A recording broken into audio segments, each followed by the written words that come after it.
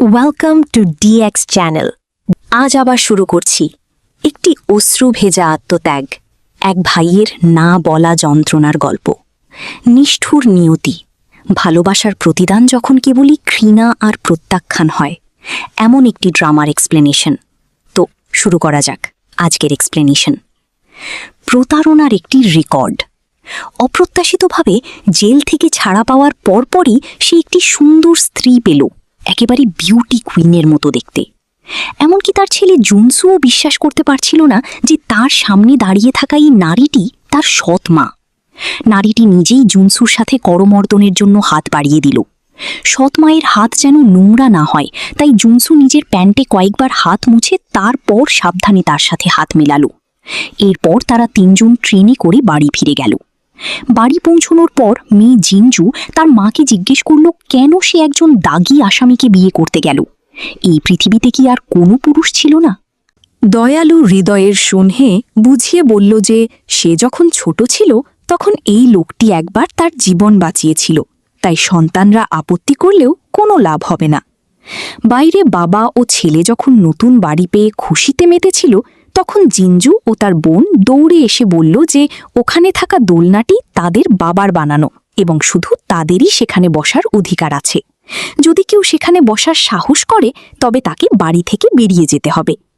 কথা শুনে বাবা ছেলে দ্রুত ক্ষমা চাইল। দুই বোনকে সান্ত্বনা দিতে সাংমান বলল যে যদি তারা তাকে আঙ্কেল বলে ডাকতে পছন্দ না করে তবে এখন থেকে তারা তাকে শুধু হে বলে ডাকতে পারে। জুনসু এতে রাজি হল এবং বলল যে তারা তাকে ইউও ডাকতে পারে। বাড়িতে থাকার জন্য সাংমান জিনিসপত্র মেরামতের দায়িত্ব নিল আর জুনসু কাপড় ধোয়ার কাজ নিল। জুনসু যখন তার সৎমায়ের শার্টে ছাপা লেখা দেখল তখন সে বুঝতে পারল যে শুনহে একজন ডাক্তার। সে মনে মনে ভাবল এই জন্যই তাকে একেবারে পরীর মতো দেখতে। এরপর হঠাৎ করেই তার হাসপাতালে যাওয়ার ইচ্ছে হলো এবং সে তার জমানো টাকা শুনহের হাতে দিল। কিন্তু শুনহের মতো দয়ালু একজন মানুষ কিভাবে তার ছেলের কাছ থেকে টাকা নিতে পারে? তাই সে টাকাটা জুনসুকে ফেরত দিয়ে বলল সেই টাকা দিয়ে বই কিনে পড়াশোনা করতে। জুনসুর মাথায় দ্রুত একটি বুদ্ধি এলো। সে বলল যে এই টাকাটা তার বাবার জন্য, যাতে সে তার জন্য একটি বিয়ের পোশাক কিনতে পারে। ছেলেটির এমন চিন্তাভাবনা দেখে শুনহি দারুণ স্বস্তি পেল। জীবনে এই প্রথম সে তার ছেলের কাছ থেকে পকেট মানি পেয়েছিল এবং সে সত্যিই খুব খুশি হল। পরের দিন পারিবারিক ছবি তোলার সময় জুনসু ও তার বাবা মা সবাই হাসি খুশি ছিল, কিন্তু জিনজু বোনদের মোটেও খুশি দেখাচ্ছিল না। ফটোগ্রাফার তাদের সুন্দর করে দাঁড়াতে বললেও তারা তাকে পুরোপুরি উপেক্ষা করল। শেষ পর্যন্ত পুরো পরিবারের ছবি তোলা শেষ হল। ছবি তোলার পর সবাই মিলে রেস্তোরাঁয় খেতে গেল। জিনজু বোনদের খেতে অস্বীকৃতি জানাতে দেখে সাংমান জিজ্ঞেস করল তারা খাবে না নাকি অন্য কোনো খাবার অর্ডার করবে। কিন্তু তার এই দয়াশীল আচরণে জিনজু তাচ্ছিল্যের হাসি হাসল। সে বলল যে লোকটি তার মায়ের টাকা উড়াচ্ছে অথচ এমন ভাব করছে যেন সে খুব গুরুত্বপূর্ণ, এটা সে কিছুতেই বুঝতে পারছে না। তার মা এমন একটা লোককে পেয়ে কী লাভ পেল কি জানে? সাংমান ভীষণ লজ্জিত হল। শুনে বুঝিয়ে বলল যে এই পুরুষটি তার নিজের পছন্দ এবং এখন থেকে সে এই দুই মেয়ের বাবা। জুনসুও তাদের বড় ভাই হবে। শুনে বলল মেয়েরা বড় হলে সে তাদের স্বাধীনভাবে ভালোবাসার অধিকার দেবে, তাই তাদেরও মায়ের সিদ্ধান্তকে সমর্থন করা উচিত। জুনসু ছিল একজন ট্রান্সফার স্টুডেন্ট যে অপ্রত্যাশিতভাবে জিনজুর ক্লাসেই ভর্তি হয়েছিল। নিজের পরিচয় দেওয়ার পর শিক্ষক তাকে জিনজুর পাশেই বসতে দিলেন। জুনসুকে দেখেই জিনজু বিরক্তি প্রকাশ করল এবং সতর্ক করে দিল সে যেন ক্লাসের কাউকে না বলে যে তারা একে অপরকে চিনে। জুনসু কথা দিল যে সে কাউকে কিছু জানতে দেবে না। পরের দিন স্কুলে স্বাস্থ্য পরীক্ষার আয়োজন করা হলো এবং শিক্ষার্থীদের টিকা দিচ্ছিল স্বয়ং শুনহি। সৎমায়ের দুই সন্তানকে শান্ত করতে জুনসু তাদের বেবিসিটার হিসাবে কাজ করল এবং তাদের জন্য রান্না করল। ছোট ভাই হিউনসুক টেবিলে সুস্বাদু খাবার দেখে ক্ষুধার্ত বাঘের মতো খেতে শুরু করল, কিন্তু জিনজু তাকে থামতে ইশারা করে চোখ রাঙালো। জুনসু তাড়াতাড়ি বুঝিয়ে বলল যে সে তাদের বেবিসিটার মাত্র, তাই তাকে নিয়ে ভাবার কিছু নেই। কথা শুনে ভাই বোন দুজনই খুশি মনে খেতে লাগল। স্কুলে যাওয়ার পথে জিনজু হিউনসুককে শাসাতে ভুলল না। সে মনে করিয়ে দিল যে জুনসু একজন প্রতারকের ছেলে, আর সে যদি আবার ওই ছেলেটার কাছে ঘেঁষে তবে সে তাদের ভাই বোনের সম্পর্ক ছিন্ন করবে। হিউনসুক দ্রুত হাত নেড়ে বলল যে ব্যাপারটা তেমন নয়। আজ স্কুলে পরীক্ষার ফলাফল ঘোষণার দিন, প্রতিদিন ঘরের কাজ করা সত্ত্বেও জুনসুর রেজাল্ট একদম খারাপ হয়নি। বাড়ি ফেরার পথে সে আনন্দে লাফাচ্ছিল, নিজের কৃতিত্ব দেখানোর জন্য দ্রুত বাড়ি পৌঁছাতে চাইছিল। কিন্তু বাড়ি ফিরে বাবা মাকে তার রেজাল্ট দেখানোর আগেই সে জানতে পারল যে তার ছোট ভাই হিউনসুক অসাবধানতাবশত একটি প্রশ্নে ভুল করেছে। বাবা মা তাকে সান্ত্বনা দেওয়ার চেষ্টা করলেও ব্যর্থ হচ্ছিল। ছোট ভাইয়ের মন ভালো করার জন্য জুনসু গোপনে তার 100 পাওয়া পরীক্ষার খাতা পকেটে লুকিয়ে রাখল এবং বাবা মাকে বলল যে তার নম্বর গড়ের চেয়েও নিচে। সাংমান দ্রুত হিউনসুককে সান্ত্বনা দিয়ে বলল, বড় ভাই পরীক্ষায় ফেল করেও সারাদিন হাসি মুখে আছে, তাই হিউনসুক তার চেয়ে অনেক ভালো। এ কথা শুনে হিউনসুক অবশেষে হাসল। বাইরে সুনহে শিক্ষকের সাথে ফোনে কথা বলছিল এবং জানতে পারল যে জুনসু সব পরীক্ষায় পুরো নম্বর পেয়েছে। সে জুনসুকে বাইরে ডেকে দোলনায় বসে কথা বলতে চাইল। জুনসু বলল সে অনেক ভারী, তাই সে দাঁড়িয়েই থাকবে।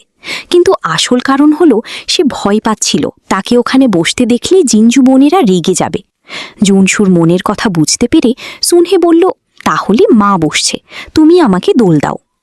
বসে সুনহে তাকে জিজ্ঞাসা করল কেন সে মিথ্যা বলেছে।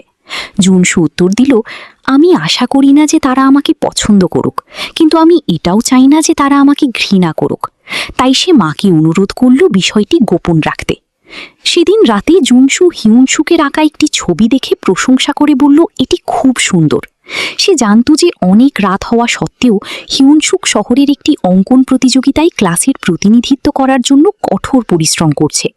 পরের দিন জুনসু শিক্ষকের সাথে দেখা করে প্রতিযোগিতায় নিজের অংশগ্রহণ বাতিল করতে বলল। শিক্ষক বুঝতে পারলেন না সে কেন এমন অদ্ভুত কাজ করছে, কারণ সে ক্লাসের সেরা শিল্পী, তবুও সে অংশ নিতে চায় না। ঠিক তখনই প্রিন্সিপাল এলেন।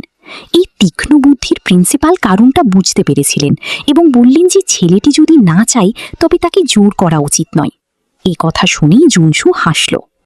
সেদিন সন্ধ্যায় সুনহে একটি কেক নিয়ে বাড়ি ফিরল এবং সবাইকে একসাথে জন্মদিনের গান গাইতে বলল। সাংমান কৌতূহলী হয়ে জিজ্ঞেস করল, কার জন্মদিন? সুনহে বেশি কিছু না বলে সবাইকে শুধু গাইতে বলল। সবাই হাততালি দিয়ে গান গাইল এবং মোমবাতি নেভালো। অবশেষে সুনহে সবাইকে জানালো যে সে অন্তঃসত্ত্বা। আজ জুনসুর জীবনের সবচেয়ে খুশির দিন, কারণ তার একটা ছোট ভাই বা বোন হতে চলেছে। কিন্তু এই খবর শুনে জিঞ্জু রাগে ফুঁসতে ফুঁসতে চলে গেল। মায়ের ঘরের খরচে সাহায্য করার জন্য জুনসু প্রতিদিন সকালে বাড়ি বাড়ি দুধ পৌঁছে দিত। সে এতটাই ক্লান্ত হয়ে পড়ত যে তার কপাল ঘামে ভিজে যেত। কিন্তু মায়ের গর্ভে বেড়ে ওঠা শিশুটির কথা মনে পড়লেই সে আবার শক্তি ফিরে পেত। ভোর হলেই সে মায়ের জন্য দুধ নিয়ে আসত এবং তাকে বিশ্রাম নিতে বলতো। সে নিজেই ঘরের সব কাজ সামলে নেবে। এই দৃশ্যটা জিঞ্জু পুরোটাই দেখেছিল। 6 মাস কেটে গেল। গর্ভাবস্থার কারণে সুনহেকে কাজ থেকে ছুটি নিতে হলো। সংসারের খরচ কুলিয়ে উঠতে না পেরে জিঞ্জুকে নাচের ক্লাস থেকে ছাড়িয়ে নিতে হলো। জিঞ্জু রাগে তার মাকে দোষারোপ করে বলল সে এমন এক স্বামীকে বেছে নিয়েছে যে দৈনন্দিন জীবনের খরচটুকুও মেটাতে পারে না। এই কথা বলে সে দৌড়ে বাইরে চলে গেল। পরিবারের খরচের দায়িত্ব নিতে সাংমান তার এক পুরনো বন্ধুর সাথে দেখা করতে গেল। সে জানতে পারল সেখানে বড় একটা ব্যবসার সুযোগ আছে, তবে প্রথমে তাকে তার বাড়িটি বন্ধক রাখতে হবে। সবকিছু ঠিকঠাক হওয়ার পর তার বন্ধু সাংমানকে কিছু অগ্রিম টাকাও দিল। রাতের খাবারে সে তার স্ত্রীর 2 মেয়েকে খুশি করতে চাইল। সাংমান জিঞ্জু বোনদের জন্য 2টি উপহারের বাক্স বের করল। জিঞ্জু দেখল ভেতরে খুব সুন্দর একজোড়া জুতো। সে দারুণ খুশি হল। ভাগ্যক্রমে সুনহে খেয়াল করল যে জুনসু কোনো উপহার পায়নি, তাই সে সাংমানকে জিজ্ঞেস করল জুনসুর উপহার কোথায়। অপ্রত্যাশিতভাবে সে উত্তর দিল, সে তো মাংস খাচ্ছেই, তাই না? জুনসুও পরিস্থিতি সামাল দিয়ে উজ্জ্বল হাসি হাসল। রাতের খাবারের পর সে ছুটে গিয়ে বাবাকে জিজ্ঞেস করল এই টাকা কোথা থেকে এলো। সে কি আবার মানুষের সাথে প্রতারণা শুরু করেছে? সাংমান বুঝিয়ে বলল যে এটা তার এক বন্ধুর শোধ করা টাকা। কিন্তু জুনসুর বিশ্বাস হলো না যে এই পৃথিবীতে কেউ তার বাবার কাছে টাকা ধার থাকতে পারে। চোখের পলকেই সৎ মায়ের সন্তান জন্ম দেওয়ার দিন ঘনিয়ে এলো। জিঞ্জু বোনেরা বাইরে দাঁড়িয়ে জুনসুকে অনবরত বকাবকি করছিল এবং বলছিল যে তার বাবার কারণেই তাদের মায়ের এই কষ্ট হচ্ছে। তারা তাকে বাড়ি থেকে বেরিয়ে যেতে বলল। সৌভাগ্যবশত সুনহে নিরাপদে একটি খুব সুন্দর কন্যা সন্তানের জন্ম দিল। ছোট্ট শিশুটিকে দেখে 3 ভাই বোনের আনন্দ আর বাঁধ মানল না।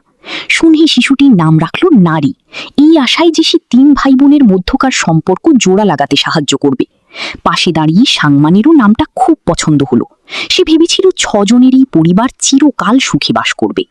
কিন্তু বাড়ি ফেরার পর কয়েকজন পুলিশ অফিসারের আগমনে সেই সুখ হঠাৎ করেই চুরমার হয়ে গেল। জানা গেল তার বন্ধুর ব্যবসার চুক্তিটি প্রতারণামূলক বলে সন্দেহ করা হচ্ছে, তাই জিজ্ঞাসাবাদের জন্য সাংমানকে আটক করা হলো। সে নিশ্চিত ছিল যে কোথাও কোনো ভুল হয়েছে। পুলিশ অন্যমনস্ক হওয়ার সুযোগে সে দ্রুত পালিয়ে গেল। এক লোককে পালাতে দেখে একদল মানুষ তার পিছু নিল।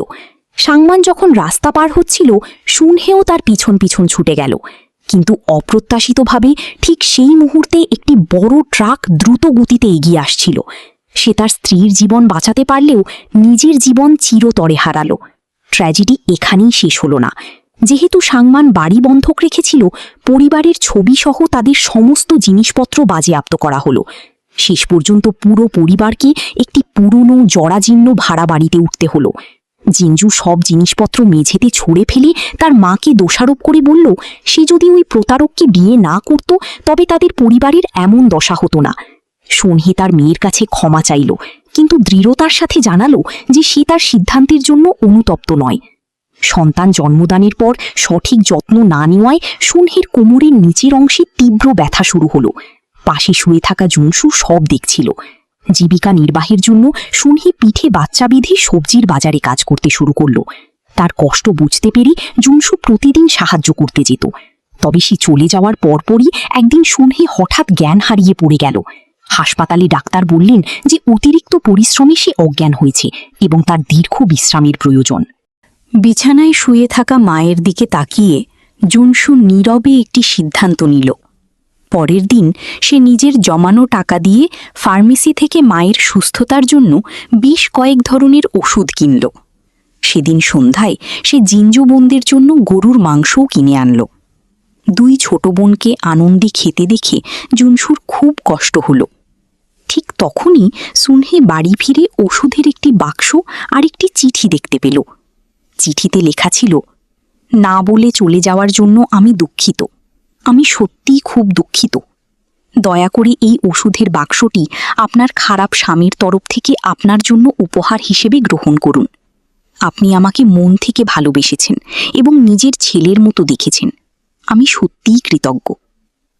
সেই সময়ে জুনসু শহর ছেড়ে যাওয়ার জন্য একটি বাসে বসেছিল। সে তার আগের মালিক চাচার সাথে ওষুধ বিক্রি চালিয়ে যাওয়ার পরিকল্পনা করেছিল। চোখের পলকে কয়েক মাস কেটে গেল এবং প্রতি মাসে জুনসু নিয়ম করে বাড়িতে টাকা পাঠাত। আজ সুনহি ব্যাংকে সেভিংস বই নিয়ে গেল, ভিতরে থাকা টাকার উৎস সম্পর্কে জানার আশায়। কোরিয়ান ড্রামার ইতিহাসে সে হয়তো সবচেয়ে হতভাগ্য শিশু ছিল। মাত্র কয়েকদিন আগেই তার বাবা গাড়ি দুর্ঘটনায় মারা গেছে, আর কিছুকাল পরেই তার সৎ মা তার বাহুডোরে চিরতরে ঘুমিয়ে পড়ল। জানা গেল যে ব্যাংকের সাহায্যে সুনহি জুনসুর কাজের জায়গা খুঁজে পেয়েছিল। সেখানে পৌঁছানোর সাথে সাথেই সে বাড়ি থেকে পালিয়ে যাওয়ার জন্য জুনসুকে বকাছকা করতে শুরু করল। মার খাওয়ার পরও জুনসু খুব খুশি বোধ করছিল, কারণ জীবনে প্রথমবার সে তার মায়ের বকা খাচ্ছিল। মায়ের শাসন করার অনুভূতি তাহলে এমনই। এরপর সে সাথে সাথে মাকে শক্ত করে জড়িয়ে ধরে বলল, আমার ভুল হয়ে গেছে মা, আমার ভুল হয়েছে। এটা দেখি সুনহি তাকে মারা থামিয়ে জড়িয়ে ধরল এবং কান্নায় ভেঙে পড়ল। এরপর তারা দুজন চাচাকে বিদায় জানিয়ে একসাথে বাড়ির পথে রওনা হলো। কিন্তু কেউ ভাবতেও পারেনি যে এটাই মায়ের পাশে জুনসুর শেষ দিন হবে। তারা একে অপরের কাঁধে মাথা রেখে ঘুমিয়ে পড়েছিল। বাস যখন স্টপেজে পৌঁছালো, চালক তাদের নেমে যাওয়ার জন্য ডাক দিল। মাকে নড়াচড়া করতে না দেখে জুনসু ঘাবড়ে গেল এবং তাকে ঝাঁকিয়ে জাগানোর চেষ্টা করল। হঠাৎ তার মায়ের হাত নিচে পড়ে গেল এবং সে ধীরে ধীরে চিরনিদ্রায় ঢলে পড়ল। মা আর উঠবে না বুঝতে পেরে জুনসু দিশেহারা হয়ে পড়ল। সে তাকে জাগানোর জন্য মিনতি করে বলতে লাগল, মা, দয়া করে ওঠো, চলো বাড়ি যাই। কিন্তু তার সব চেষ্টাই বৃথা গেল। যেমনটা আশা করা হয়েছিল, জিঞ্জু বোনেরা আবার জুনসুকে দোষারোপ করতে লাগল। তারা বলল, সে যদি বাড়ি ছেড়ে না যেত তবে তাদের মা তাকে খুঁজতে যেত না। তারাই জোর দিয়ে বলল যে জুনসুই মায়ের মৃত্যুর কারণ। বাড়ি ফেরার পর জিঞ্জু তার সব জিনিসপত্র বাইরে ছুঁড়ে ফেলল এবং তাকে এখনই বেরিয়ে যেতে বলল। সে হিউনসুককেও সতর্ক করে দিল যেন সে জুনসুর জন্য দরজা না খোলে। জুনসু বাইরে ছুঁড়ে ফেলা জুতোর দিকে তাকিয়ে বুঝতে পারছিল না কি করবে। পরের দিন ভারী বৃষ্টি নামল। জুনসু সারা দিন বাইরে দাঁড়িয়ে রইল। তাকে ওখানে দাঁড়িয়ে থাকতে দেখে হিউনসুকের হৃদয় ভেঙে গেল এবং সে দৌড়ে গিয়ে তাকে ভেতরে ডাকল। দুই ভাই একে অপরকে জড়িয়ে ধরে কান্নায় ভেঙে পড়ল। জুনসু নিজেকেই দোষ দিচ্ছিল। তার মনে হচ্ছিল বাড়ি থেকে যাওয়াটাই তার বড় ভুল, সেই মায়ের মৃত্যুর জন্য দায়ী। 3 ছোট ভাই বোনকে বড় করার জন্য জুনসু প্রতিদিন 3টি পার্ট টাইম কাজ করত। ভোরে সে খবরের কাগজ বিলি করত, দিনে ছোট বোনকে পিঠে বেঁধে দুধ বিক্রি করত এবং রাতে পাবলিক বাথহাউস পরিষ্কার করত। ছোট বোনকে শান্তিতে ঘুমাতে দেখলে তার সারাদিনের সব ক্লান্তি যেন দূর হয়ে যেত। জুনসু প্রতিজ্ঞা করল যে সে অবশ্যই তার ভাই বোনদের বড় করে তুলবে। কিন্তু তার এই সব প্রচেষ্টার কোনো মূল্যায়ন জিঞ্জুর কাছে ছিল না। সে তার ছোট ভাইকে বলল যে এগুলো শুধু জুনসুর দায়িত্ব, তাই তাকে নিয়ে দুঃখ পাওয়ার কিছু নেই। সেদিন সন্ধ্যায় জুনসু তার ভাই বোনদের কিছু পকেট মানি দিল। হিউনসুক বলল যে এটা আগের চেয়ে বেশি। জুনসু উত্তর দিল যে তার কাজ ইদানিং ভালো চলছে, তাই সে একটু বেশি দিয়েছে। জিঞ্জু কিছু না বলে শুধু টাকাটা নিয়ে নিজের ঘরে চলে গেল। এরপর জুনসু নারীর জন্য একটি টেডি বিয়ার বের করল, কিন্তু জিঞ্জু আপত্তি জানিয়ে বলল যে রাস্তার দোকানের জিনিস নোংরা হয়, অন্তত বাচ্চাকে দেওয়ার আগে এটা ধোয়া উচিত। তাই ছোট বোনকে দেওয়ার আগে জুনসু টেডি বিয়ারটা ভালোভাবে ধুয়ে নিল। যদিও খেলনাটি আর আগের মতো সুন্দর ছিল না, তবে এটা স্পষ্ট ছিল যে নারী সত্যিই খুব খুশি হয়েছিল। এরপর সে ছোট বোনকে কোলে নিয়ে বাইরে গিয়ে মৃদু গলায় গান গিয়ে তাকে ঘুম পাড়াত। এটাই ছিল জুনসুর সারাদিনের সবচেয়ে খুশির মুহূর্ত। সময় দ্রুত বয়ে গেল, আর সেই ছোট্ট ছেলে জুনসু এখন এক সুদর্শন যুবকে পরিণত হয়েছে। একদিন জুনসু যখন কনস্ট্রাকশন সাইটে কাজ করছিল, তখন এক বয়স্ক মহিলা এসে জানালো যে তার ছোট ভাই স্কুলে মারামারি করেছে। যদিও তার ভাই পুরো স্কুলে পরীক্ষায় সর্বোচ্চ নম্বর পেয়েছিল, কিন্তু শিক্ষক সেদিকে ভ্রুক্ষেপও করলেন না, কারণ দ্বিতীয় স্থান অধিকারী ছাত্রের বাবা ছিল ওই এলাকার এক অত্যন্ত বিখ্যাত শিল্পপতি এবং শিক্ষক তার সুনজরে থাকতে চেয়েছিলেন। ঠিক তখনই অন্য এক ছাত্র এসে কিউনতেকে বলল, তুমি সত্যিই অসাধারণ, পুরো স্কুলে দ্বিতীয় হয়েছ। এই কথা শুনে শিল্পপতি ইম্পিওর চেহারায় বিরক্তির ছাপ ফুটে উঠল। পাশে দাঁড়িয়ে থাকা শিক্ষক কিউনতের পক্ষ নিয়ে বললেন যে সে অনেক পরিশ্রম করেছে, কিন্তু ইম্পিও তাতে পাত্তা না দিয়ে উল্টে নিজের ছেলেকেই বকা দিল। এর পরপরই কিউনতে নিজের রাগ মেটাতে হিউনসুককে খুঁজতে গেল। সে বলল, তোর মতো প্রতারকের ছেলে নিশ্চয়ই প্রথম হওয়ার জন্য নকল করেছে, আর তোর বড় ভাই তো কনস্ট্রাকশন সাইটে কাজ করে। তোদের মতো গরিব আবর্জনা জীবনে কিছুই করতে পারবে না। নিজের ভাইয়ের সম্পর্কে এমন অপমানজনক কথা শুনে হিউনসুক সামনে এগিয়ে গিয়ে তাকে ঘুষি মারল। দুই ছেলের মধ্যে তুমুল মারামারি শুরু হয়ে গেল। এদিকে জুনসু যখন কনস্ট্রাকশন সাইটে নাটবল্টু কষছিল, তখন ওই মহিলা এসে খবর দিল যে তার ছোট ভাই স্কুলে মারামারি করছে। এ কথা শুনে জুনসু সাথে সাথে ছুটে গেল। সে চাইছিল না তার ভাই অপমানিত হোক। সে ক্লাসরুমে ঢোকার আগে নিজের পোশাক ঠিক করার জন্য একটু থামল। যদিও এটা স্পষ্ট ছিল যে কিউনতেই মারামারি শুরু করেছিল, তবুও সেই বিরক্তিকর শিক্ষক দাবি করলেন যে হিউনসুকি উস্কানি দিয়েছে। সৌভাগ্যবশত ইম্পিওর বিষয়টি আর বাড়তে দেওয়ার কোনো ইচ্ছা ছিল না, না হলে হয়তো হিউনসুককে স্কুল থেকে শাস্তি পেতে হতো। জুনসু তার ভাইকে ভালোভাবে চিনত, তাই সে দৃঢ়ভাবে বলল যে তার ভাই এমন ছেলে নয়। এ কথা শুনে ইম্পিওর চেহারা হঠাৎ গম্ভীর হয়ে গেল। বাইরে এসে হিউনসুক তার ভাইকে বলল, আমি ভেবেছিলাম তুমি আমাকে বিশ্বাস করবে না। গাড়িতে বসে কিউনতে জানালা দিয়ে দুই ভাইকে দেখছিল আর মনে মনে ভাবছিল যে ব্যাপারটা এত সহজে শেষ হবে না। সেদিন সন্ধ্যায় ভাইয়ের প্রথম হওয়ার আনন্দ উদযাপন করতে জুনসু ইচ্ছে করেই তার কাজের জায়গাটা একটু সাজালো। এরপর সে উদযাপনের জন্য হিউনসুকের কয়েকজন বন্ধুকে আমন্ত্রণ জানালো, কিন্তু অপ্রত্যাশিতভাবে কিউনতে সেখানে বিনা দাওয়াতে হাজির হলো। ঘরে ঢুকেই সে হিউনসুককে উত্ত্যক্ত করতে শুরু করলো। সে বলল যে শিক্ষকের কাছে তার জন্য একটি বিশেষ উপহার আছে। এমনকি সে কথাও বলল, তোর ভাগ্য ভালো যে তোর এমন একটা বড় ভাই আছে যার সাথে তোর রক্তের সম্পর্ক নেই, না হলে তুই স্কুলেই থাকতে পারতিস না। হিউনসুক এতই রেগে গেল যে সে হাতের সোডার ক্যানটা প্রায় দুমড়ে মুচড়ে ফেলল। সবার আনন্দ নষ্ট না করতে চেয়ে সে বলল, চলো বাইরে গিয়ে কথা বলি। সে জানতই না যে এটাই হবে তার জীবনের সবচেয়ে জঘন্য সিদ্ধান্ত। ঠিক তখনই কয়েকজন অতিথি ভেতরে এসে জানালো যে বাইরে মারামারি হচ্ছে এবং দ্রুত পুলিশ ডাকা উচিত। কোনো ঝামেলা হয়েছে বুঝতে পেরে জুনসু তড়িঘড়ি করে বাইরে ছুটে গেল। এদিকে হিউনসু কিউতেকে ধাক্কা দিয়ে সরিয়ে দিলেও হঠাৎ বুঝতে পারল যে কিছু একটা গন্ডগোল হয়েছে। ছোট ভাই চলে যাওয়ার পর জুনসু দৌড়ে কিউতের কাছে গেল। সে কি হয়েছে জিজ্ঞেস করতে যাচ্ছিল, কিন্তু হঠাৎ কিউতে মাটিতে লুটিয়ে পড়ল। ছেলেটির পেছনে ধারালো পেরেকের স্তূপ দেখে জুনসু জমে গেল। তার পিঠ রক্তে ভেসে যেতে দেখে সে আরো আতঙ্কিত হয়ে পড়ল। ঠিক সেই মুহূর্তে দূর থেকে পুলিশের সাইরেনের শব্দ শোনা গেল। জুনসুর মনে পড়ল তার মা তাকে কি বলেছিল, বাবা, আমাদের পরিবারের যাই হোক না কেন তোমরা কখনো একে অপরের হাত ছাড়বে না। সাথে সাথে জুনসু নিজের হাতের রক্ত তার নিজের পোশাকে মাখিয়ে নিল। এই সব দৃশ্য দূর থেকে তার ছোট বোন নারী দেখছিল।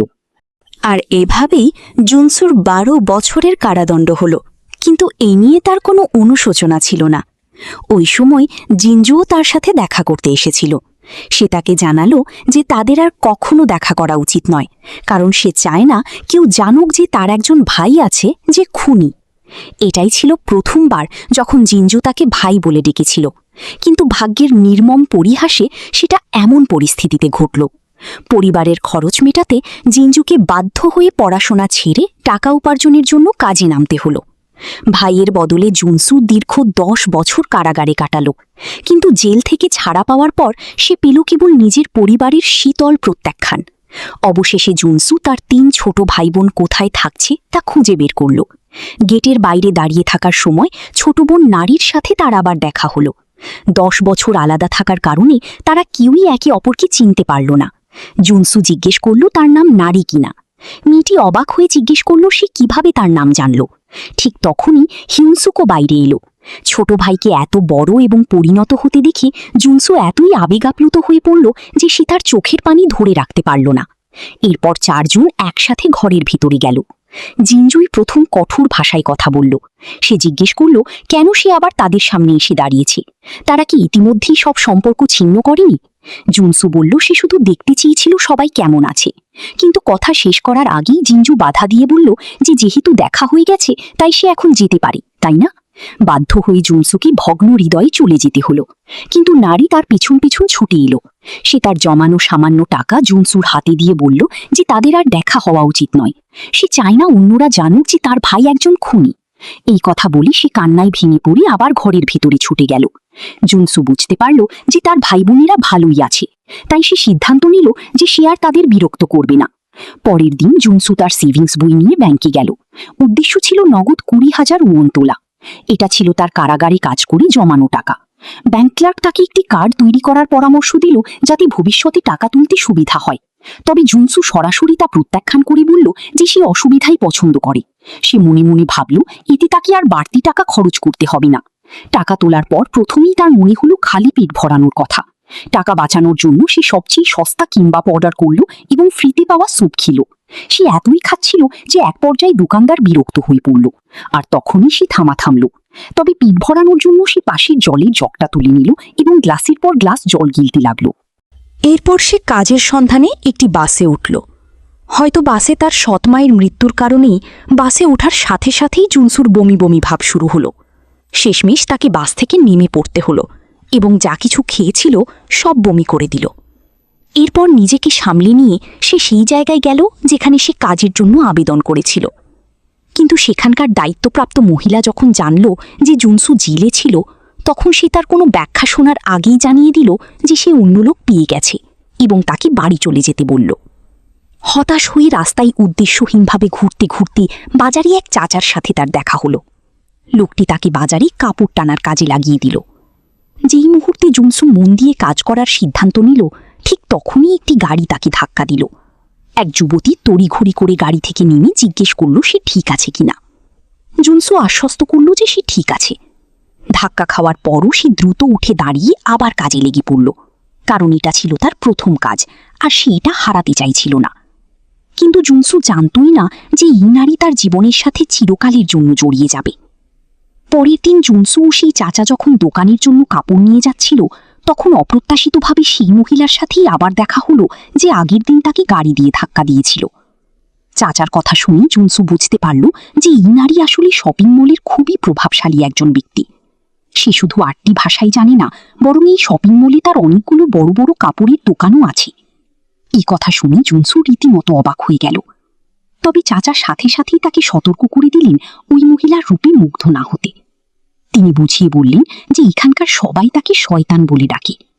গ্রাহকদের কাছে তাকে পরীর মতো মনে হলেও কর্মীদের প্রতি সে অত্যন্ত কঠোর। তার অধীনে আজ পর্যন্ত কেউ 1 মাসের বেশি টিকতে পারেনি। তবুও জুনসু চাচার কথাই বিশ্বাস করল না। সে ভাবল যদি কখনো সুযোগ আসে তবে সে তাকে অনুসরণ করে তার কাছ থেকে কিছু শিখতে চাইবে। সেই সুযোগটা অপ্রত্যাশিতভাবে খুব তাড়াতাড়ি চলে এলো। ছোট ভাইয়ের জন্য নিজের ঘাড়ে দোষ নিয়ে 10 বছর জেলে কাটানো এই লোকটি জেল থেকে ছাড়া পাওয়ার পর নিজের পরিবারের কাছেই বিতাড়িত হয়েছিল। অন্য কোনো উপায় না পেয়ে বেঁচে থাকার জন্য জুনসুকে কঠোর পরিশ্রম করতে হচ্ছিল। দিনে কাজ যতটাই ক্লান্তিকর হোক না কেন, প্রতি রাতে সে তার ভাই বোনদের দেখতে যেত এবং ওই সময়টুকুই সে সত্যিকারের আনন্দ পেত। পরের দিন সকালে জিঞ্জু যখন খবরের কাগজ আনতে বাইরে গেল, তখন দেখল গেটের কাছে দুধের বোতল আর ফলমূল রাখা। বেশি কিছু না ভেবেই সে বুঝে গেল এগুলো জুনসুর পাঠানো। নিজের রাগ মেটাতে সে তরমুজটা তুলে মাটিতে আছড়ে ভাঙল। ঠিক তখনই হিউনসুকও বাইরে এলো। এটা দেখেই সে বুঝতে পারল এগুলো জুনসুর পাঠানো। জিঞ্জুকে খাবার নষ্ট করতে বাধা দেওয়ার জন্য সে মাটি থেকে দুধের বাক্সটা তুলে বলল যে সে এটা পাশের বাড়ির বয়স্ক লোকটিকে দিয়ে আসবে। তারা ঘুণাক্ষরেও জানত না যে এই উপহারগুলো কেনার জন্য জুনসুকে কতটা হাড় ভাঙা খাটুনি খাটতে হয়েছে। ওই সময় ডুহিয়ের দোকানে একজন ক্রেতা এলো এবং একটি প্যান্ট ছোট করে দিতে বলল। দুর্ভাগ্যবশত দর্জির হঠাৎ পেট ব্যথা শুরু হওয়ায় তাকে চলে যেতে হয়েছিল। ডুহি যখন চিন্তায় পড়ে গেল কি করবে, তখন পাশে দাঁড়িয়ে থাকা জুনসু কাজটা করে দেওয়ার প্রস্তাব দিল। তার কথা শুনে ডুহি কিছুক্ষণের জন্য অবাক হয়ে গেল এবং তার কথা নিয়ে সন্দেহ প্রকাশ করল। কিন্তু এরপর জুনসু তার দক্ষতা প্রমাণ করে দিল। তার নিখুঁত ও পেশাদার হাতের কাজ দেখে সবাই অবাক হয়ে গেল। এমনকি সে প্রতিশ্রুত সময়ের আধা ঘন্টা আগেই কাজ শেষ করে দিল এবং ক্রেতাও কাজ দেখে খুব সন্তুষ্ট হল। কাজ শেষ হওয়ার পর ডুহি তাকে ধন্যবাদ জানাতে একটি পানীয় দিল এবং জিজ্ঞেস করল আজকের কাজের জন্য সে কত মজুরি চায়। কিন্তু তাকে অবাক করে দিয়ে জুনসু কোনো টাকা নিতে অস্বীকার করল। সে জানালো যে সে তার দোকানে কাজ করতে চায়। সে বলল প্রতিদিন সে তাকে ক্রেতাদের সাথে বিভিন্ন ভাষায় কথা বলতে দেখে এবং সে তার কাছ থেকে শিখতে চায়। তবে ডুহির মনে হলো যে মহিলাদের কাপড়ের দোকানে কোনো পুরুষের কাজ করাটা বেমানান হবে, তাই সে তাকে মজুরিটা নিয়ে নিতে বলল। কিন্তু জুনসু নিজের সিদ্ধান্তে অনড় রইল। সে নিজেকে প্রমাণ করার জন্য মাত্র 1 দিনের সুযোগ চাইল। যদি সে ব্যর্থ হয় তবে সে চলে যাবে। তার এই অনুরোধে ডুহি বাধ্য হয়ে মাথা নেড়ে সম্মতি জানালো। পরের দিন ডুহি দোকানে এসে দেখল ক্রেতাদের অত্যন্ত মনোযোগের সাথে সেবা দেওয়া হচ্ছে এবং এতে সে খুব খুশি হলো। সে অবশেষে এমন একজন কর্মী খুঁজে পেয়েছে যে তার প্রত্যাশা পূরণ করতে পারে। দিন শেষে জুনসু ডুহির কাছে গিয়ে জিজ্ঞেস করল যে সে আগামীকাল আবার কাজে আসতে পারবে কিনা। অপ্রত্যাশিতভাবে ডুহি তাকে জানালো যে তাকে আনুষ্ঠানিকভাবে নিয়োগ দেওয়া হয়েছে। সর্বোপরি এমন একজন দক্ষ কর্মীকে কে হাতছাড়া করতে চাইবে। কয়েকদিন পর ডুহি একটি অদ্ভুত ব্যাপার লক্ষ্য করল। সেদিন অন্য সব দিনের মতোই খাওয়া শেষে জুনসু এসে ডুহিকে রসিদটা দিল। সে খেয়াল করল যে জুনসু কোনো খাবারের পেছনে কখনোই 5000 ওনের বেশি খরচ করে না এবং প্রতিবারই সে মেনুর সবচেয়ে সস্তা কিমবাবটাই বেছে নেয়। এই ব্যাপারটা ডুহির কৌতূহল বাড়িয়ে দিল। সে তাকে বলল যে মাঝে মাঝে 10,000 ওনের বেশি খরচ করলে কোনো সমস্যা নেই। তাছাড়া তার কাজের দক্ষতাও অসাধারণ, তার সেলাইয়ের কৌশল অনবদ্য। তাহলে সে কেন নিজের প্রতি এত কঠোর? কিন্তু জুনসু শুধু বলল, আমি কি এই প্রশ্নের উত্তর না দিয়ে পারি? এ কথা ডুহির কৌতূহল আরও বাড়িয়ে দিল। যদি সে কোনোদিন জানতে পারে যে সে এমন এক পুরুষের প্রেমে পড়েছে যে কিনা খুনের দায়ে সাজাপ্রাপ্ত, তবে তার প্রতিক্রিয়া কি হবে? একদিন ডুহির দোকানের সামনে দিয়ে এক দম্পতি হেঁটে যাচ্ছিল। স্ত্রী দোকানে সাজানো সুন্দর জামাকাপড় দেখে তার স্বামীকে একটি পোশাক কিনে দিতে বলল। সে জানালো যে গত 3 বছরে সে কোনো নতুন পোশাক কেনেনি। কিন্তু অপ্রত্যাশিতভাবে তার স্বামী রেগে গিয়ে তাকে বকাঝকা শুরু করল। সে বলল যেহেতু তার কোলে একটা বাচ্চা আছে তাই তার নতুন পোশাকের কোনো প্রয়োজন নেই। মেয়েটির কষ্ট বুঝতে পেরে জুনসু একটি পোশাক বের করে তাকে মায়েদের জন্য উপহার হিসেবে দিল। সে বলল যে পোশাকে সামান্য খুঁত আছে, তাই এর জন্য কোনো টাকা দিতে হবে না। ডুহি তাড়াতাড়ি ছুটে এসে জিজ্ঞেস করল সে কি করার চেষ্টা করছে। ডুহিকে অবাক করে দিয়ে জুনসু নিচু স্বরে বলল যে ওই পোশাকের দাম যেন তার বেতন থেকে কেটে নেওয়া হয়। পাশে দাঁড়িয়ে থাকা স্বামী বুঝতে পারল কিছু একটা গণ্ডগোল আছে, আর রাগে সে জুনসুর কলার চেপে ধরল। পরিস্থিতি বেগতিক দেখে ডুহি দ্রুত পুলিশে খবর দিল, কিন্তু জুনসু কোনো ব্যাখ্যা দেওয়ার আগেই লোকটি তার মুখে জোরে ঘুষি মারল। জুনসু আর তার স্ত্রীর মধ্যে কোনো সম্পর্ক আছে ভেবে ডুহি তাকে থামানোর চেষ্টা করল, কিন্তু লোকটি তাকে ধাক্কা দিয়ে সরিয়ে জুনসুকে মারতেই থাকল। লোকটি যতবারই ঘুষি আর লাথি মারুক না কেন, জুনসু একটুও বাধা দিল না বা পাল্টা মারল না। ভাগ্যক্রমে পুলিশ সময় মতো এসে মারামারি থামালো। পুলিশ অফিসাররা জুনসুকে জিজ্ঞেস করল সে ঠিক আছে কিনা এবং লোকটিকে থানায় নিয়ে যাবে বলে জানালো। তারা অবাক হয়ে বলল কেউ কিভাবে এতটা বেপরোয়াভাবে আরেকজনকে মারতে পারে। ডুহি লোকটির বিরুদ্ধে মামলা করতে চাইছে শুনে জুনসু তাড়াতাড়ি বলল আমি ঠিক আছি, থানায় যাওয়ার কোনো প্রয়োজন নেই। এরপরও সেই পোশাকটি ওই মহিলাকে উপহার হিসেবে দিয়ে দিল। মঞ্জুন চাচা বুঝতে পারলেন না জুনসু কেন এমন আচরণ করল। আসলে জুনসু ভয় পাচ্ছিল যে পুলিশের কাছে গেলে তার অপরাধের রেকর্ড ফাঁস হয়ে যাবে। পরে ডুহি তার ক্ষতস্থানে লাগানোর জন্য কিছু ওষুধ নিয়ে এলো, কিন্তু ডুহির আঙুল তার চোয়ালে ছুঁতেই জুনসুর বমি বমি ভাব শুরু হলো। সে ডুহিকে ধাক্কা দিয়ে সরিয়ে সোজা বাইরে দৌড়ে গেল। এই ঘটনায় ডুহি ভাবল যে তাকে দেখতে হয়তো খুব কুৎসিত লাগছে। চাচা তড়িঘড়ি করে জুনসুর পেছন পেছন গিয়ে জিজ্ঞেস করলেন কি হয়েছে। তিনি ভেবেছিলেন মারামারিতে হয়তো তার মাথায় আঘাত লেগেছে। নিরুপায় হয়ে জুনসুকে সত্যিটা বলতেই হলো। জানা গেল দীর্ঘ 10 বছর নারীদের থেকে দূরে থাকার কারণে এখন কোনো নারীর সামান্য স্পর্শ পেলেও তার বমি বমি ভাব হয় এবং সে অসুস্থ বোধ করে। সেদিন রাতে ডুহি তাকে জিজ্ঞেস করল কেন সে লোকটিকে পাল্টা মারেনি। জুনসু বুঝিয়ে বলল যে সে যদি পাল্টা মারত তবে ওই মহিলা নদীতে ঝাঁপ দিয়ে আত্মহত্যা করলেও তার নির্দোষিতা প্রমাণ করতে পারত না। ডুহি তার সামনের লোকটির দিকে নীরব উদ্বেগের সাথে তাকিয়ে রইল। পরের দিনও জুনসু খুব সকালে গিয়ে জিঞ্জুর কর্মক্ষেত্রের কাঁচের দরজা পরিষ্কার করল। তার কারণে জিঞ্জু প্রায়ই বসের কাছে প্রশংসা পেত, যদিও সে জানতই না কি তাকে সাহায্য করছে। সেদিন জিঞ্জু হঠাৎ জুনসুকে দেখে ফেলল। সে এগিয়ে গিয়ে জুনসুর হাত থেকে মোছার কাপড়টা কেড়ে নিয়ে মাটিতে ছুঁড়ে ফেলল। সে জানতে চাইল কেন সে আবার তার সামনে এসেছে, তাদের কি দেখা না হওয়ার কথা ছিল না। জুনসু উত্তর দিল যে সে শুধু তাকে ছোটখাটো কিছু কাজে সাহায্য করতে চেয়েছিল, যাতে কাজের ফাঁকে সে একটু বেশি বিশ্রাম নিতে পারে। কিন্তু জিঞ্জু প্রত্যাখ্যান করল। সে বলল যে সেই অতীত দিনগুলোর কথা মনে পড়লেই তার বমি আসে, যখন তারা সবাই একসাথে থাকত। এই কথাগুলো হাজারটা ছুরির মতো জুনসুর বুকে বিঁধল। সে কখনোই কল্পনা করতে পারেনি যে যেই দিনগুলোকে সে তার জীবনের সবচেয়ে আনন্দের সময় হিসেবে সযত্নে বুকে আগলে রেখেছিল, সেই দিনগুলোকেই জিঞ্জু সবচেয়ে বেশি ঘৃণা করে। শেষ পর্যন্ত সে সিদ্ধান্ত নিল যে সে আর কখনো তাদের বিরক্ত করবে না। এরপর সে বাবা মায়ের কবর দেখতে গেল এবং তাদের ছবির দিকে তাকিয়ে রইল। নিজের আবেগ আর ধরে রাখতে না পেরে জুনসু কান্নায় ভেঙে পড়ল। ঠিক তখনই একটি পরিচিত কণ্ঠস্বর শোনা গেল। সেটা ছিল নারী, যে নিজেও বাবা মায়ের কবর দেখতে এসেছিল। দুজনে কাছের একটি বেঞ্চে বসল এবং নারী তাকে তার পাওয়া পুরস্কারের তালিকা দেখালো। ফোনে নারীর নাম দেখে জুনসু এতই আনন্দিত হলো যে সে খুশিতে লাফাতে শুরু করলো। আসলে নারী একটা বিশেষ কারণে এসেছিল। সে চেয়েছিল জুনসু যেন পরিবারের অভিভাবক হিসেবে তার সাথে পুরস্কার বিতরণী অনুষ্ঠানে যায়। জিঞ্জু গেলে তার ভয় ছিল যে বোন সব পুরস্কারের টাকা নিয়ে নেবে, কিন্তু জুনসু যেতে অস্বীকৃতি জানালো, কারণ সে জানত জিঞ্জুই নারীর বৈধ অভিভাবক। তার মতে এই বিষয়গুলো জিঞ্জুরই সামলানো উচিত। ছোট বোনের পড়াশোনার খরচ জোগানোর জন্য জুনসু দিনে 18 ঘন্টা কাজ করার সিদ্ধান্ত নিল, এই আশায় যে সে যত বেশি সম্ভব টাকা জমিয়ে তাকে পাঠাতে পারবে। সেদিন জুনসু তার নিয়মিত কাপড়ের দোকানে কাজ করছিল। একজন মহিলা ক্রেতা ক্রমাগত দরদাম করে দাম কমানোর চেষ্টা করছিল, কিন্তু জুনসু দৃঢ়ভাবে তা প্রত্যাখ্যান করল। এরপর মহিলাটি আরও কাছে এসে লাজুক ও মোহময়ী আচরণ করে তাকে রাজি করানোর চেষ্টা করল। নিজের অজান্তেই জুনসু তাকে ধাক্কা দিয়ে সরিয়ে দিল। পাশে দাঁড়িয়ে থাকা চাচা তার এই আচরণে চমকে উঠলেন। ডুহিও জুনসুকে বকা দিয়ে বলল যে তার এমন আচরণ করা উচিত হয়নি।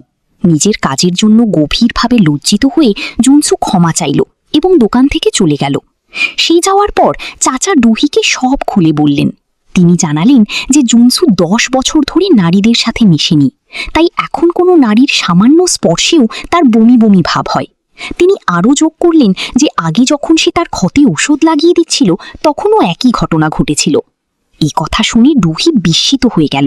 সে বিশ্বাসই করতে পারছিল না যে কারো সত্যিই নারীদের প্রতি অ্যালার্জি থাকতে পারে। ঠিক তখনই জুনসু ফিরে এলো। সে অনুভব করল যে তার এই শারীরিক অবস্থার কারণে সে এই দোকানে কাজ করার অযোগ্য, তাই সে কাজ ছেড়ে দেওয়ার অনুরোধ করল। তবে ডুহি এমন একজন অসামান্য কর্মীকে ছেড়ে দিতে কিছুতেই রাজি হতে পারল না। তাই সে সিদ্ধান্ত নিল যে সে নিজেই তাকে সুস্থ করতে সাহায্য করবে। দুপুরের খাবারের সময় তারা দুজন একটি ঘরে গেল চিকিৎসা প্রক্রিয়া শুরু করার জন্য। প্রথমে দোজি ধীরে ধীরে তার আঙুল তুলে জুনসুর হাত স্পর্শ করে। সে সাথে সাথেই প্রতিক্রিয়া দেখায়। তার প্রতিক্রিয়া খুব বেশি তীব্র না দেখে দোজি হাত বাড়িয়ে জুনসুর হাতটি ধরে, কিন্তু অপ্রত্যাশিতভাবে সে আর নিজেকে ধরে রাখতে পারে না এবং দোজিকে একা রেখে সোজা বাথরুমের দিকে ছুটে যায়। পরদিন নারীর জোড়াজুড়িতে জিনজু পুরস্কার বিতরণী অনুষ্ঠানে যোগ দিতে কোম্পানিতে আসতে রাজি হয়।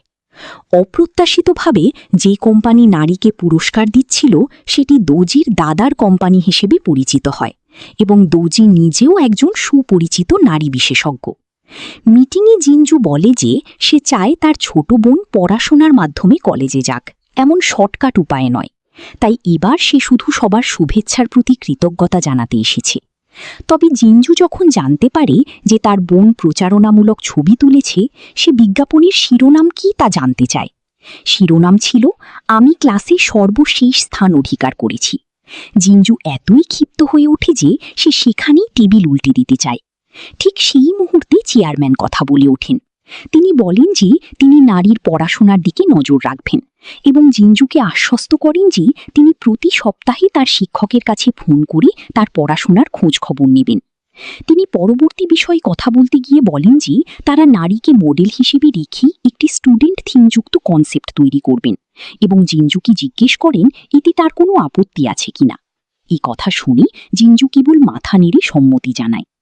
অন্যদিকে জুনসু সারাদিন দোজির কোনো খোঁজ না পাওয়ায় কাজে একদম মনোযোগ দিতে পারছিল না। এমনকি সে রাস্তায় এক অপরিচিত মানুষকে দোজি ভেবে ভুল করেছিল। অবশেষে রাতের বেলা যখন সে শেষ কাস্টমারকে বিদায় দিচ্ছিল তখন দোজি তার পেছনে এসে দাঁড়ায়। জুনসু অত্যন্ত আনন্দিত হয়। সে চিন্তায় ছিল যে দোজির হয়তো কোনো বিপদ হয়েছে। সে এতটাই আবেগপ্রবণ হয়ে পড়ে যে সে দোজির কাঁধ চেপে ধরে। এই দৃশ্য দেখে দোজি খুব খুশি হয়, কারণ এর মানে হলো তার অবস্থার উন্নতি হয়েছে। সে রাতে তারা দুজন একটি পার্কে যায়। দোজি দৌড় প্রতিযোগিতার প্রস্তাব দেয়। যে সবার শেষে আসবে তাকে রাতের খাবার খাওয়াতে হবে। এ কথা শুনে জুনসু বলে যে তার পা লম্বা, তাই এটা দোজির সাথে অবিচার হবে। দোজিও রাজি হয়ে বলে যে এটা সত্যিই অবিচার। এরপর সে প্রস্তাব দেয় যে সে অর্ধেক চক্কর দৌড়াবে আর জুনসু পুরো 1 চক্কর দৌড়াবে। এতে বিষয়টা আরও ন্যায্য হবে। রাজি হওয়ার পর তারা দৌড়াতে শুরু করে। যখন জুনসু দোজিকে পেছনে ফেলতে যাবে তখন হঠাৎ সে হাত বাড়িয়ে তার শার্ট ধরে তাকে পেছন দিকে টেনে ধরে। দোজি রেস জিতে যায় এবং চকলেট পাওয়া শিশুর মতো আনন্দ করতে থাকে। জুনসু তার পাশে দাঁড়িয়ে তার আনন্দ দেখে হাসতে থাকে। তার এই প্রাণ খোলা হাসি দেখে দোজি অপলক দৃষ্টিতে তার দিকে তাকিয়ে থাকে। এই লোকটি তার সৎ মায়ের ছেলের বদলে 10 বছরের কারাদণ্ড ভোগ করেছে, অথচ সৎ মায়ের মেয়ে তাকে শত্রু মনে করে। জিনজু জুনসুকে বলেছিল যে তার উচিত শুধু নিজের জীবনটা ভালোভাবে কাটানো, কিন্তু জুনসুর জীবন সবসময় তার ছোট ভাই বোনদের ঘিরেই আবর্তিত ছিল। আজ জুনসু কাজ করার সময় নারীর কাছ থেকে একটি মেসেজ পায়। মেসেজে লেখা ছিল যে সে প্রতিবাদ স্বরূপ অনশন করছে এবং প্রায় মরতে বসেছে। মেসেজ দেখে জুনসু দোজিকে দোকানে একা রেখে তড়িঘড়ি করে বেরিয়ে যায়। এরপর সে বাইরে থেকে নারীকে কল করে। নারী জানায় যে সে তার সাথে দেখা করতে চায়। কোনো দ্বিধা ছাড়াই জুনসু দোকানে ফিরে ছুটির আবেদন করে এবং সোজা নারীর সাথে দেখা করতে ছুটে যায়। সে জানত যে নারী পুরস্কারের টাকার সমস্যার কারণে 2 দিন ধরে না খেয়ে আছে, তাই সে সাথে সাথে তাকে একটি রেস্টুরেন্টে খেতে নিয়ে যায়। সে এমন একটি অ্যাবালোনি পরিজ দামি সামুদ্রিক খাবারের আইটেম অর্ডার করে যা সে সাধারণত খাওয়ার কথা চিন্তাও করতে পারে না। নারী যেন খুশি মনে খায়, সেজন্য সে তাকে বলে যে যত খুশি খাও, আমার কাছে টাকা আছে। তাকে এতটা চিন্তিত দেখি নারী বলে, আমার বোন যদিও জানে আমি অনশন করছি, তবুও তার কোনো মাথা ব্যথা নেই, শুধু তুমি আমাকে নিয়ে চিন্তা করো। তারপর সে খুব আগ্রহ নিয়ে খেতে শুরু করে। তাকে খেতে দেখে জুনসু তৃপ্তির হাসি হাসে। নারী জুনসুকে এও জানায় যে সে একটি আর্ট স্কুলে পড়তে চায়। এ কথা শুনে জুনসু মনে মনে একটি সিদ্ধান্ত নেয়। তাদের খাওয়া শেষ হলে এবং তারা যখন চলে যাওয়ার প্রস্তুতি নিচ্ছিল, জুনসু নারীকে ডেকে বলে যে সে তার পড়াশোনার জন্য তাকে 1 মিলিয়ন ওয়ান দিতে প্রস্তুত। তবে নারী তা নিতে অস্বীকার করে। সে বলে যে সে এখনও তাকে নিজের ভাই হিসেবে মেনে নেয়নি এবং তার বোঝা হতে চায় না। তখন জুনসু তাকে থামিয়ে বলে, আমার নিজের কোনো স্বপ্ন নেই, তোমার স্বপ্নই আমার স্বপ্ন।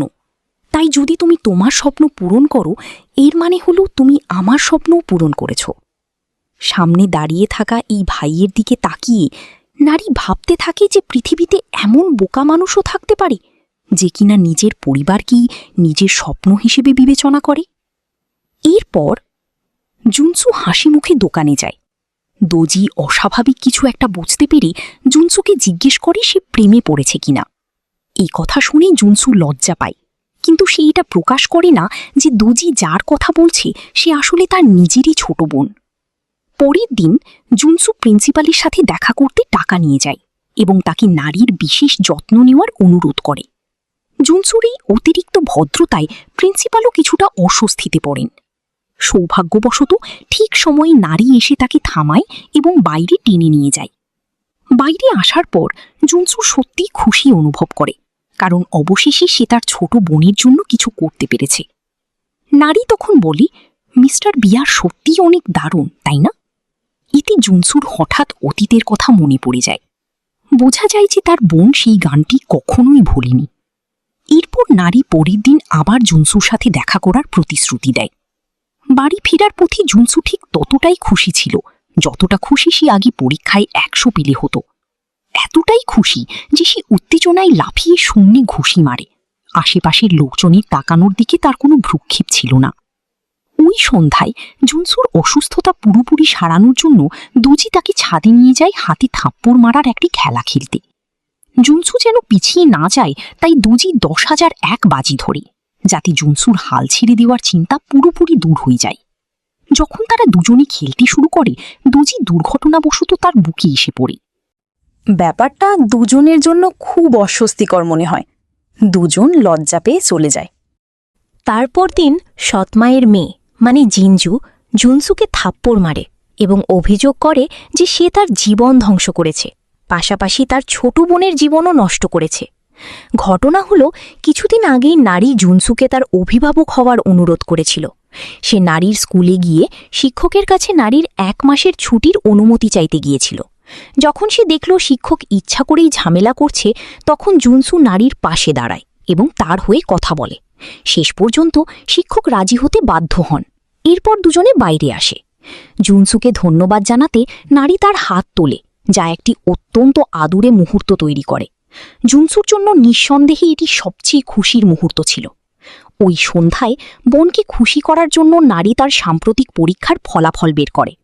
জিঞ্জু যখন সেগুলো দেখে, সে এত আবেগপ্রবণ হয়ে পড়ে যে সে প্রায় কেঁদেই ফেলে।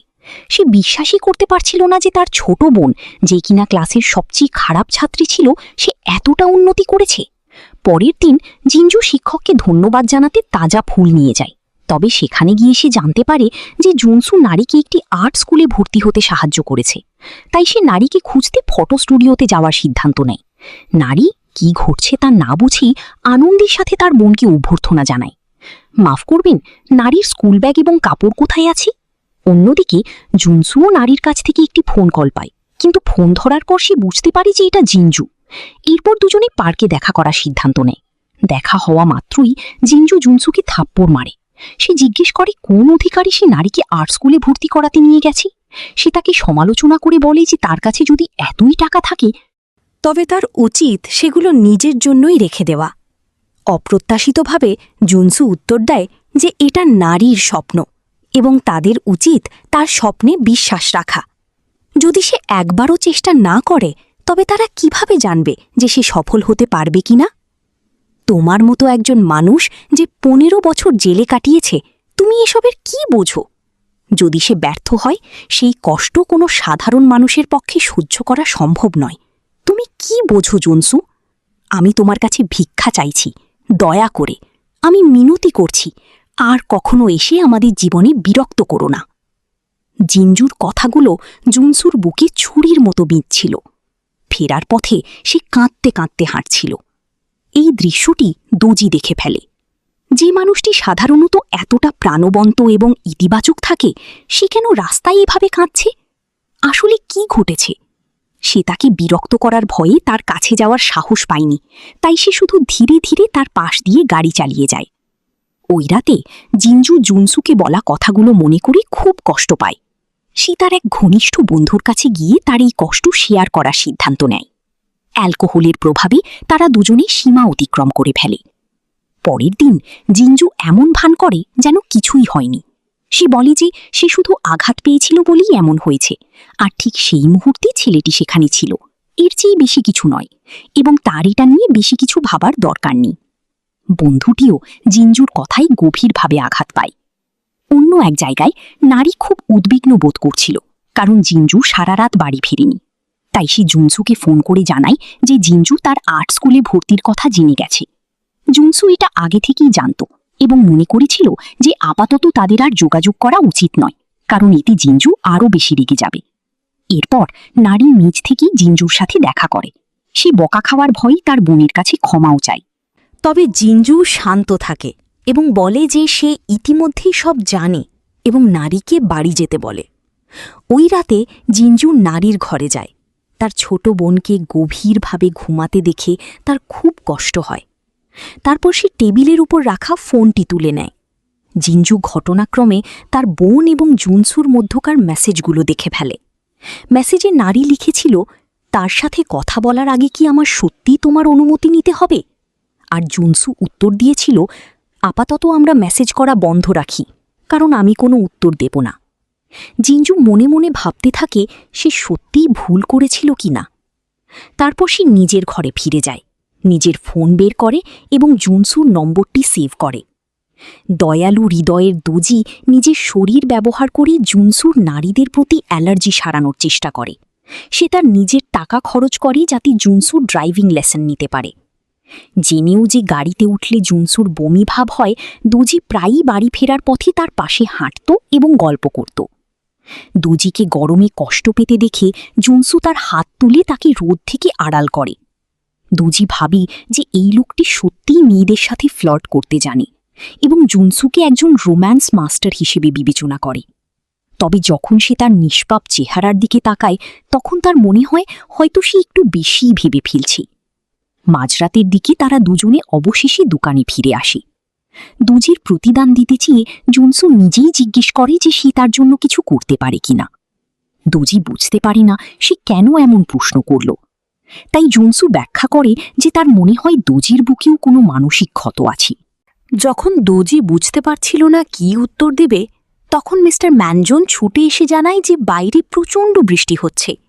জুনসু সাথে সাথে তার হাত ধরে ছাদের দিকে দৌড় দেয়। সে মিস্টার ম্যানজনকে তাদের হয়ে দোকান দেখতেও বলে যায়। মিস্টার ম্যানজন অবাক হয়ে যান। এই ছেলেটার তো মেয়েদের আশেপাশে লজ্জা পাওয়ার কথা ছিল, সে হঠাৎ কেন ডিরেক্টরের হাত ধরে এভাবে দৌড়াচ্ছে? দুজনে ছাদে পৌঁছনোর পর জুনসু ধীরে ধীরে দোজির কাঁধে হাত রাখে। তার মনে পড়ে যায় যে দোজি একবার বলেছিল সে বৃষ্টির দিনগুলোকে খুব ভয় পায়। দোজির বৃষ্টির ভয় কাটানোর জন্য জুনসু তাকে 2 হাত প্রসারিত করে স্বাধীনভাবে বৃষ্টি উপভোগ করতে বলে। তারপর সে নিজেই আগে সেটা করে দেখায়। দোজি আনাড়ির মতো তাকে অনুসরণ করে। তারা দুজনে সেখানে দাঁড়িয়ে ছাদে একসাথে বৃষ্টিতে স্নান করতে থাকে। দুজি বলে যে সে সেই বৃষ্টির দিনে খুব কেঁদেছিল। তোমার মুখটা উপরের দিকে তোলো, তাহলে তুমি বুঝতে পারবে না তোমার মুখে যা পড়ছে তা বৃষ্টির পানি নাকি চোখের জল। কৌতূহলী হয়ে দুজি জুনসুকে জিজ্ঞেস করে, তোমারও কি বৃষ্টির দিনের কোনো দুঃখের স্মৃতি আছে? জুনসুর 10 বছর আগের এক বৃষ্টির রাতের কথা মনে পড়ে যায় এবং সে দোজিকে বলে যে সে কখনোই সেদিন নেওয়া নিজের সিদ্ধান্তের জন্য অনুতপ্ত হয়নি।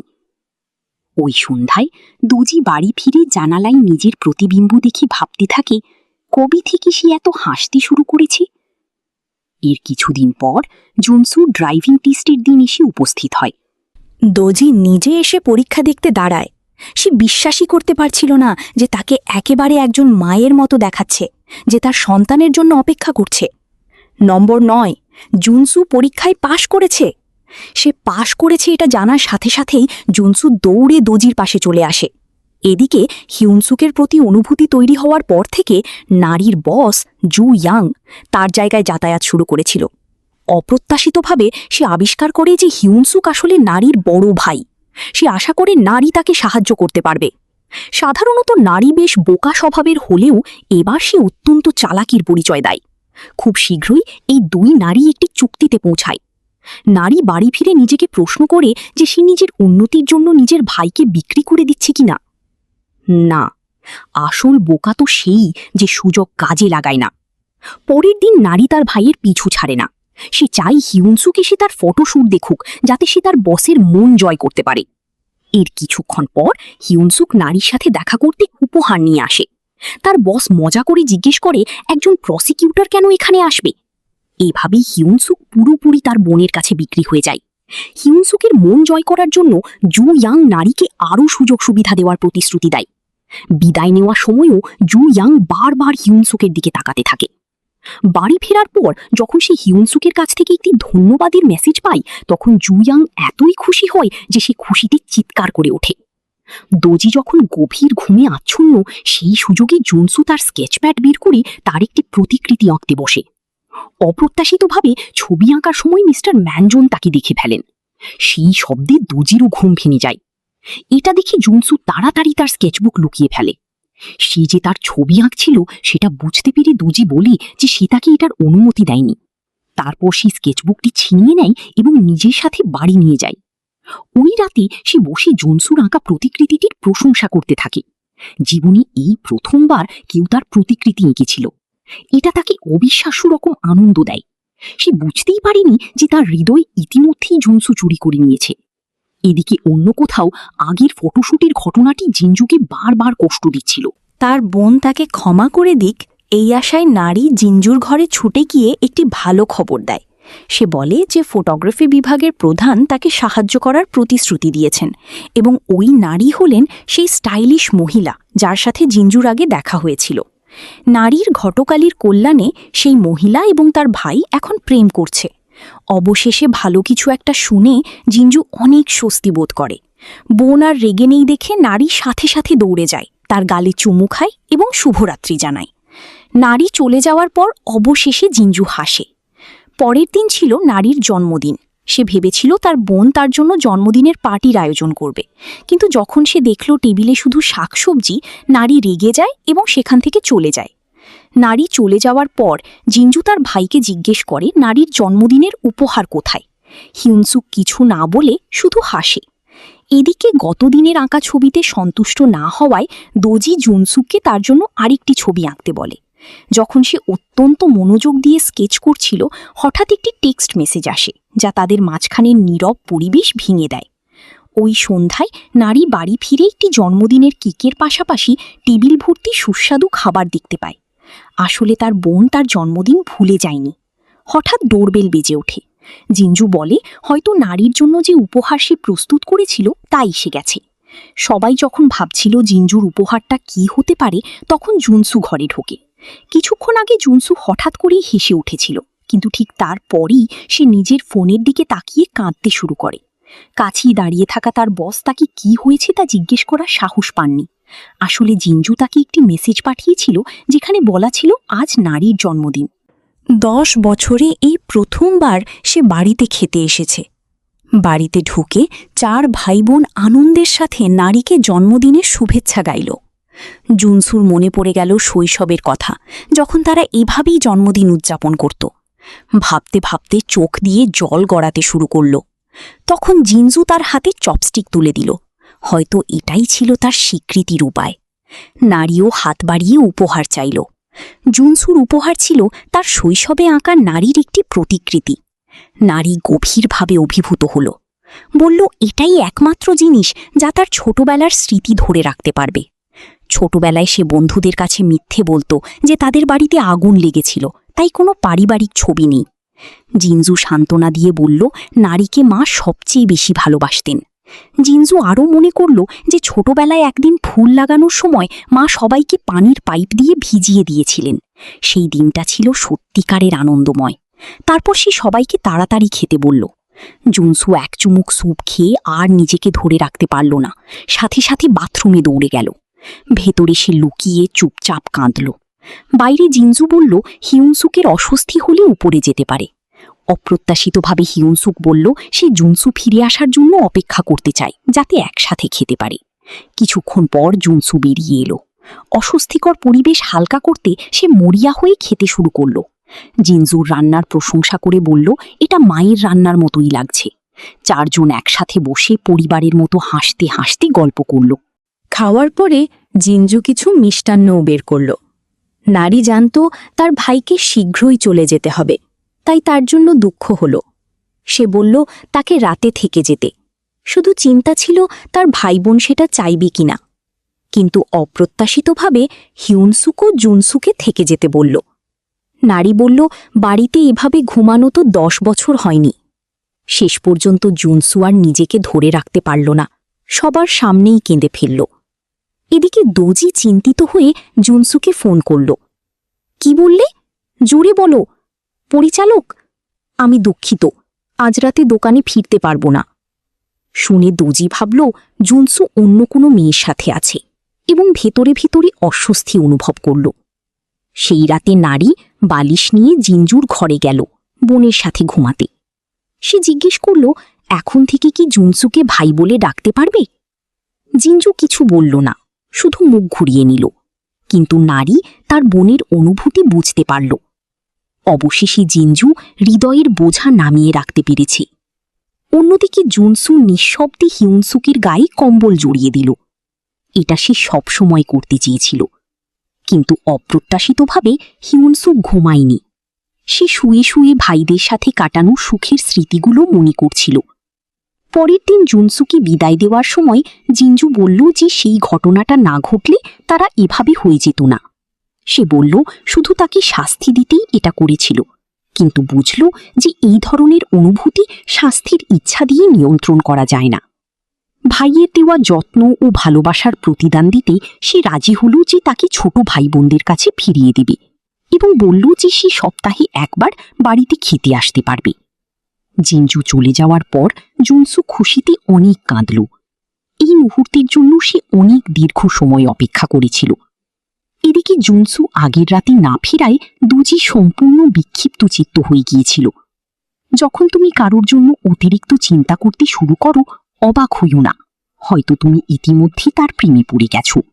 সেদিন জুনসু দোকানে পৌঁছালে মিস্টার ম্যানজন জানালো যে দোজি রাগান্বিত। সে ফোন করে বোঝাতে চাইল, কিন্তু দোজি ধরল না। মিস্টার ম্যানজন জিজ্ঞেস করল আগের রাতে কি করেছিল, কিন্তু জুনসু বলল সে আগে দোজিকে সল বলতে চায়। গভীর রাতে অবশেষে জুনসু দোজির জন্য অপেক্ষা করে দেখা পেল। প্রথমেই সে ক্ষমা চাইল, তারপর বলল যে এখন থেকে সে সপ্তাহে 3 ঘন্টা ছুটি নেবে। দোজি কিছু বলল না, ঠান্ডা মাথায় রাজি হল। এতে জুনসু খুব দুঃখ পেল। সে পরিষ্কার করে সব বলার পরিকল্পনা করেছিল, কিন্তু তখনই মিস্টার ম্যানজন চলে এলো। শেষ পর্যন্ত জুনসুকে দোজিকে বিদায় বলতে হলো এবং বলল সে মাথা ঠান্ডা করতে ছাদে যাচ্ছে। জুনসু চলে যাওয়ার পর মিস্টার ম্যানজন দোজির কাছে এলো, জিজ্ঞেস করল কেন সে জুনসুর ব্যাখ্যা শুনল না। সে জুনসুকে অনেকবার জিজ্ঞেস করেছিল, কিন্তু জুনসু জোর দিয়ে বলছিল যে আগে দোজিকে বলবে। তাই মিস্টার ম্যানজন খুব কৌতূহলী হয়ে উঠল। এটা শুনে দোজি গভীরভাবে ভাবতে শুরু করল। তারপর স্বাভাবিক ভান করে ছাদে গেল জিজ্ঞেস করল জুনসু তাকে কি বলতে চেয়েছিল। জুনসু বলল যে গতকাল ছিল 10 বছরে প্রথমবার যে সে তার ভাই বোনদের বাড়িতে রাত কাটিয়েছে। কেন এটাই প্রথমবার ছিল সেটা সে এখন বলতে চায় না। তার ফোনের তৃতীয় যোগাযোগটি হলো তার ছোট বোন।